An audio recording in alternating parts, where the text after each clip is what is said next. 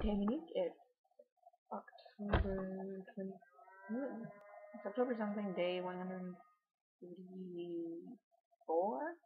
of the project. And I think, because it's late and whatever, I think I'm just gonna tack on the video from last week that I didn't actually upload, the one that I wanted to, but I didn't. So if you're okay with talking about movie monsters, maybe?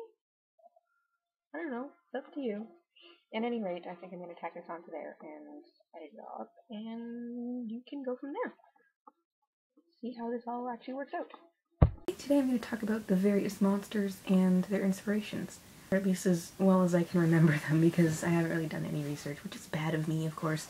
I think I might talk specifically about vampires, because I know the history of vampires and where they originate from a bit more than anything else at the moment.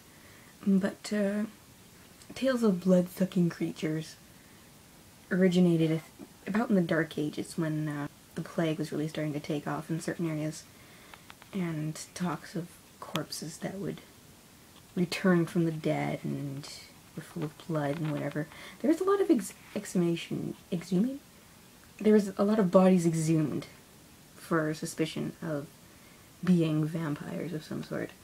And I remember this one from the TV show that I saw years ago, where they exhumed the body, and they went down to go stab with a stake, and they did so, and the body, like, popped right back up, and it tales that it actually, like, spoke and everything, and, well, that kind of set people on edge, obviously, I guess, but it wasn't until later times, and I think really with Bram Stoker's Dracula, that, the whole idea of the romanticized killer of the night really started to take off, and he was still the villain, but he slowly became this almost romanticized and not necessarily, like, although he was evil, he could, like, seduce you to bed and then kill you sort of thing. For the longest time, that influenced vampire lore and culture in many, many ways, and up until recently, I think, that was the main facet of vampire lore, whatever you want to call it.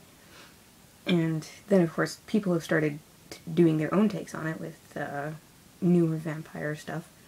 And, of course, some of that has taken hold, unfortunately. In this case, I'm speaking of, you guessed it, Twilight.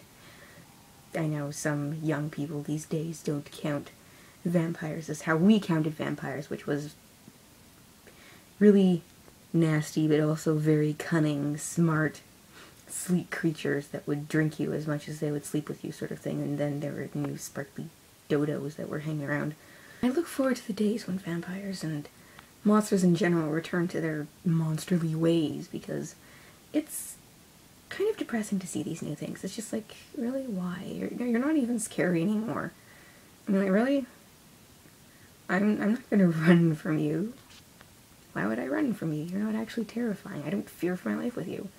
And that's the thing about monsters, is you have to fear them. That's the point. Because they're not human, they're not animal, and that's why they're terrifying. So, here's hoping, I guess, for better monsters in the future.